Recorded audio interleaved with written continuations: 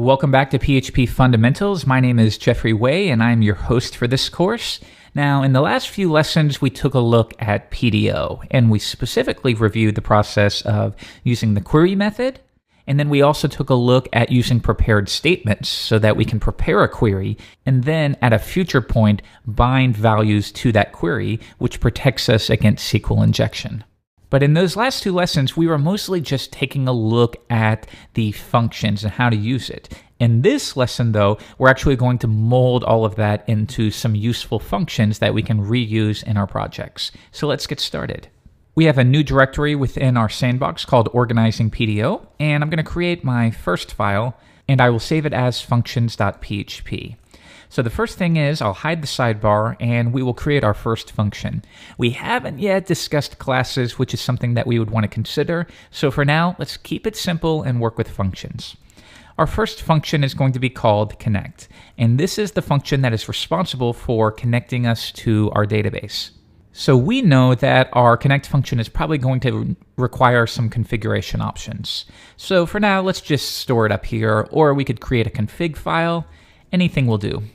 But for now, I'm just going to create a config array, and that will contain the username, which we have set to root, and the password, which we have set to touch plus, I believe. All right, so now when we want to call this function from another file, and let's go ahead and do that now, we'll create it called index.php, and let's go ahead and put 2 on the page for the time being. There we go.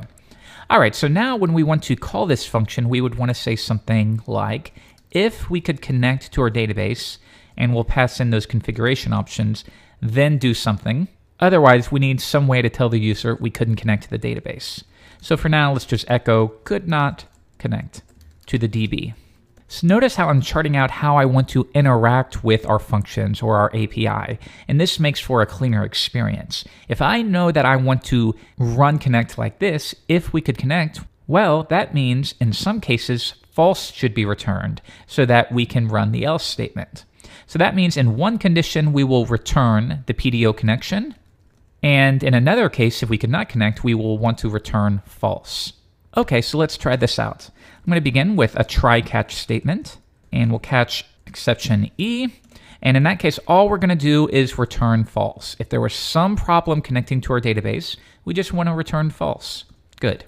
So let's dig in. Within our try block, I'll create a new variable called connection, and we'll make this equal to a new instance of the PDO class.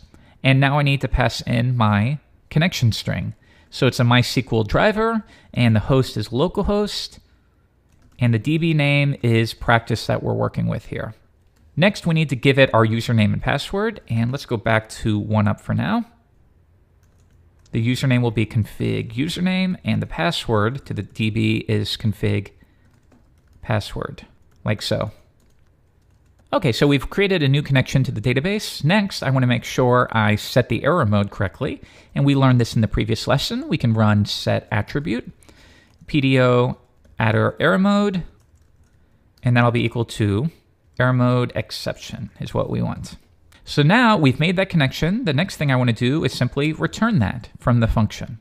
However, if along the way, maybe the database name does not exist or the credentials were incorrect, an exception will be thrown, in which case we simply return false. All right, so let's try this out. Within index.php, we're going to try to connect, and if so, we'll say echo connected, and if there was a problem, we'll echo could not connect. Let's switch over and reload the page, and we are getting a fatal error called an undefined function connect. And of course, that's because we have not required functions.php yet. One more time, let's reload the page, and we get connected. But if we go back to functions.php, and maybe the database name is incorrect. Now if I run it, we're going to get could not connect to the DB. So now we know that exception was thrown, false was returned from the function, in which case this test failed, so we echoed that out. Everything seems to be working like we want.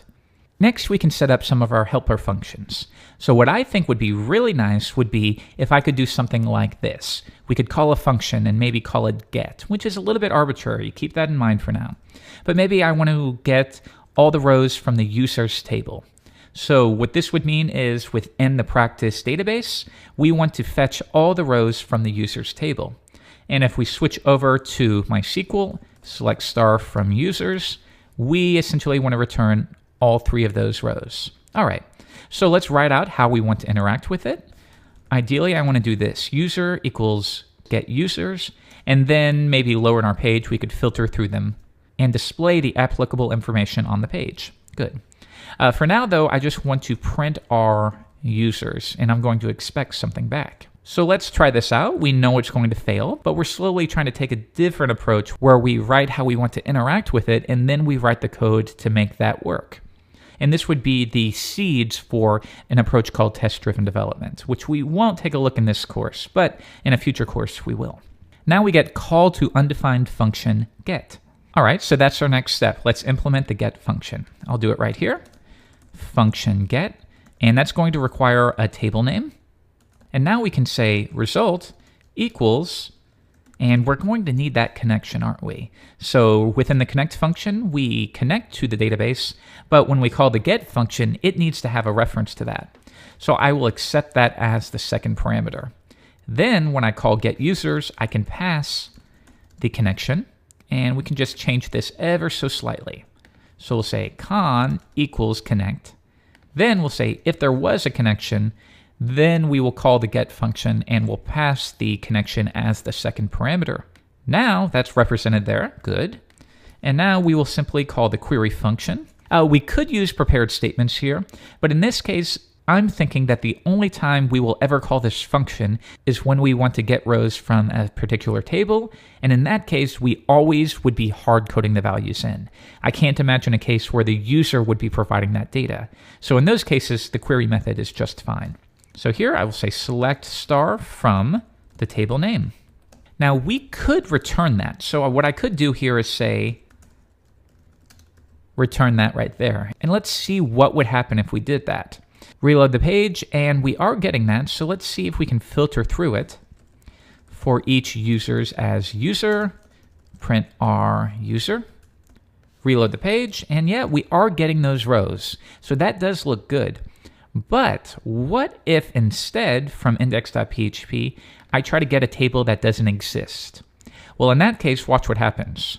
We're going to get a fatal error. So in that case, why don't we also wrap this within a try catch? And once again, you can handle this any way you want. For now, I'm just going to return false. So let's paste that in right there. And now if I run it, we're going to get invalid arguments supplied for each.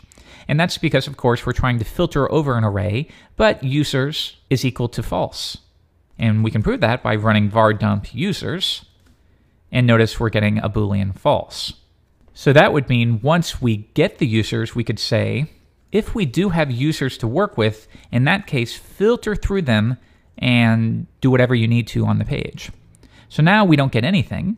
And in that case, we could say else. And for now, I'm just going to echo no rows returned. Reload the page. There we go. If we change that back to users, reload the page, now we're getting that information.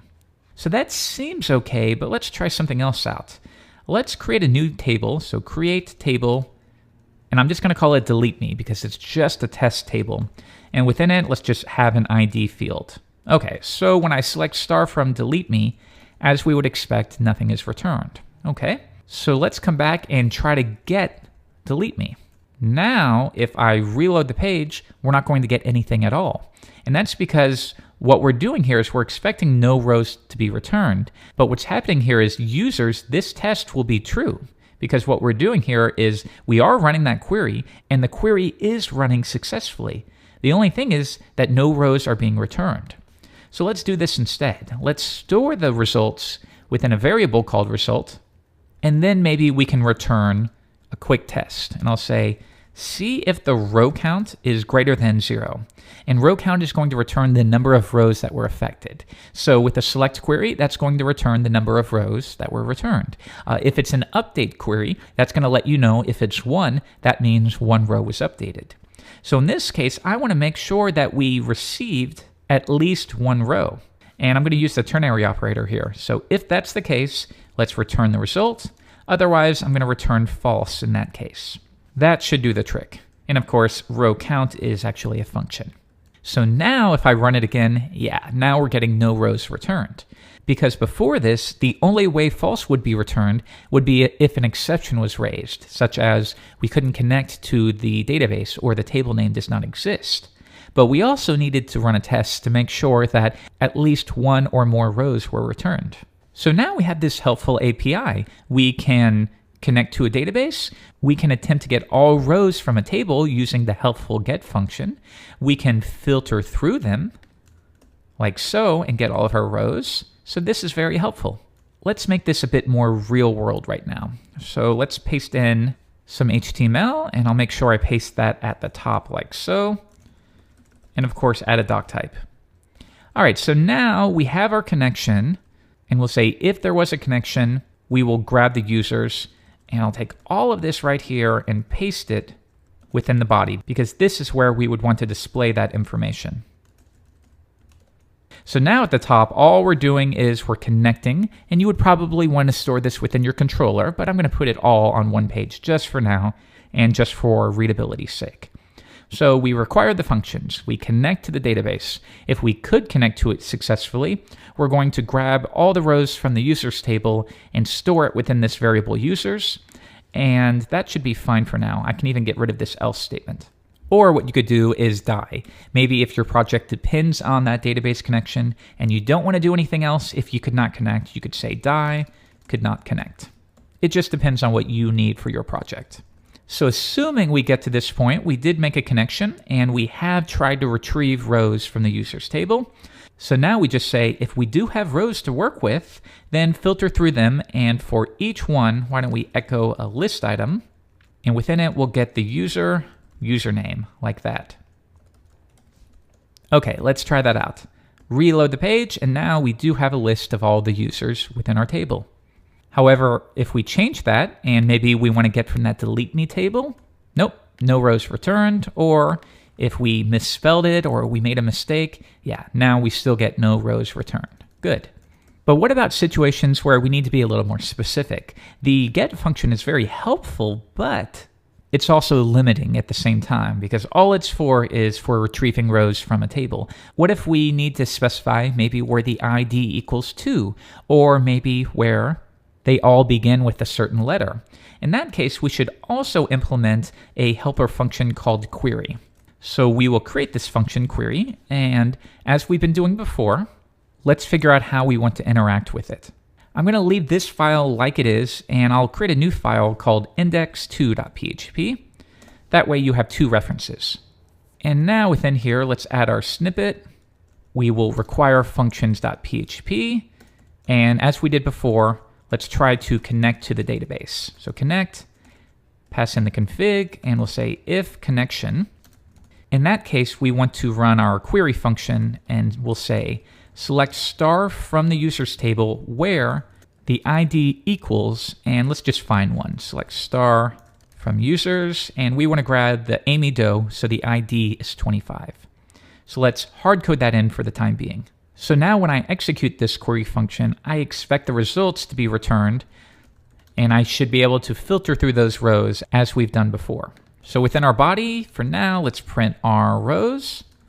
Let's run it in the browser. So I will go to index2.php, and now we get a fatal error, no function query. So let's build that now. Here's our function, and we know it needs to accept the query, but also it needs to accept the bindings. And because we're going to be using prepared statements, this is something I'll need to add. And then finally, as we've done before, it needs to have a reference to our current open connection. So let's update this. We have our query, so we're passing the query as the first parameter. The second parameter is going to be our bindings. So notice how I hard-coded this in. Remember how I noted before, most of the time you'll never do this. You'll be binding values, maybe from another database call, or maybe a specific value in the query string will be used. So let's use named parameters like we discussed in the previous lesson. Now I will bind those. So let's bind ID to 25. And then the third parameter will be the connection to our database. So now I'll go back to functions.php, and this should be fairly easy. We'll create our new statement variable, and let's prepare our query. So connection, prepare the query. Good. Next, I'm going to execute that. And we learned that when we call the execute method, we can also pass our bindings along with it, like so. So remember, when I call this, it's the exact same thing as if I passed in this. So it would be just like this if I passed in the array. So we prepare our query, which would be this right here. I'm just going to make it a little more readable for now. We have our named parameter right here, so we have to bind it. So we say take that ID named parameter and bind it to 25, and then also execute it. The final thing we would need to do is fetch all the rows. So I'm going to hit Command-Z to backtrack just a few clicks, so we're using our variables instead. Finally, I will say statement fetch all. I just want to grab all the rows in this case. But alternatively, you might want to manually filter through those. It just depends on how large your data set is. So if I were to return that, let's see what happens. So now we know this function prepares the query, it executes it, it binds the parameters, and then it fetches all the rows. So then when I call rows, we print our rows. All right, let's try this out. I run it in the browser, and sure enough, we get this array, and it only contains one item, because of course there is only one item with an ID of 25. Well, that's good. But what if we try to use an ID that doesn't exist? Now if I run it, we're still just trying to filter through this array. So once again, I need some way to specify that if nothing was returned, I need a way of knowing.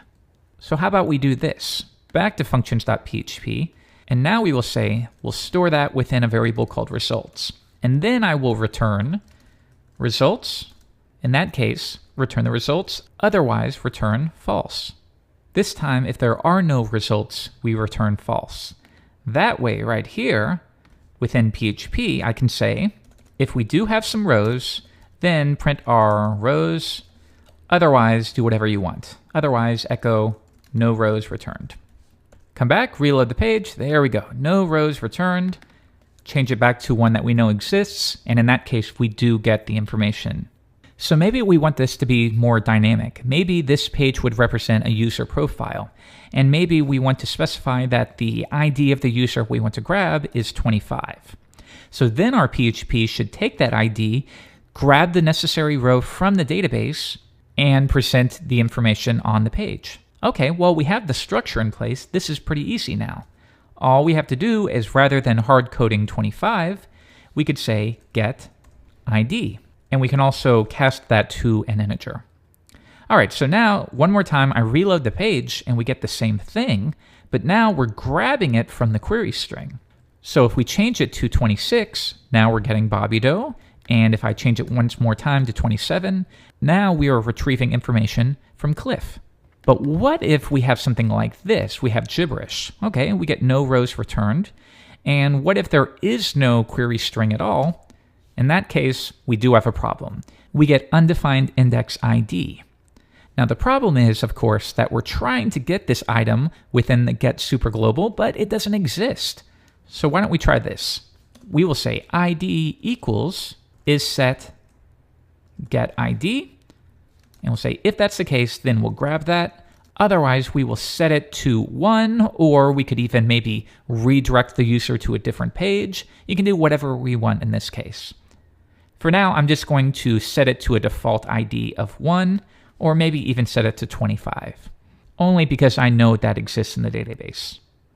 Probably what I would do in a real-world situation is, if there was no ID provided, then I have no rows to fetch, so I would probably redirect them to the home page or something like that. But this is fine for now. Now we can remove this right here, add our ID right there, and I'll make sure I cast that value to an integer. One more time, reload the page, there we go. And notice this time we did not specify an ID, so it used the default ID of 25. But if we override that, ID equals 26, now we're getting information about Bobby. And then at that point we could say something like, close this out. We're going to use the shorthand here, like so, and I can delete all of that. So now within here, I could say maybe H1, and we will echo row, username, profile. And because I know I'm dealing with one ID, why don't we change that to a singular row? All right, that looks good. Now let's run it, reload it, and undefined index username. And that's because I am getting it as a wrapping array. So let's try doing it like that. There we go. Now we're getting Bobby Does. So the reason why I'm doing this here is if I were to print R row, and you know what? Let's even die. And I view the source, you'll see that this item right here is actually contained within a wrapping array. Now, an easy way that we could fix that is just when we call the query function, we know this will return an array. So when we know there's only one item, let's just make sure that we grab that item right there. And now we can interact with it like normal. Reload the page, there we go. So I can remove the print R and the die. Now we have Bobby Doe's profile.